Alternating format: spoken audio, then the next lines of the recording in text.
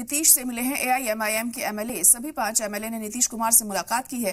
अख्तरुल इमान के साथ पहुंचे एमएलए अख्तरुल इमान ने नीतीश को बताया अपना गुरु। तो बड़ी और अहम खबर इस वक्त आपको बता रहे हैं कि नीतीश से एआईएमआईएम के सभी 5 एमएलए मिले हैं और इस मुलाकात को बहुत अहम माना जा रहा है। कई मायने इस मुलाकात के निकाले जा रहे हैं। अख्तरुल इमान ने नीतीश को अपना गुरु बताया है और अब एआईएमआईएम के 5 एमएलए ने नीतीश कुमार से मुलाकात की है।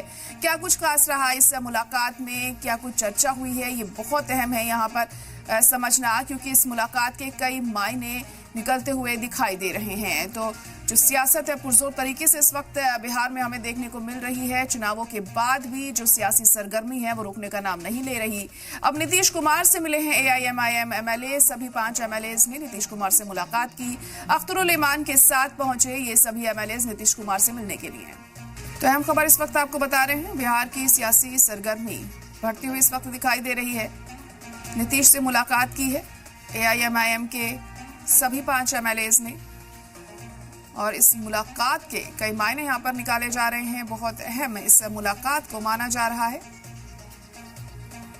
लगातार जो राजनीतिक माहौल है बिहार का वो गरमाया हुआ है।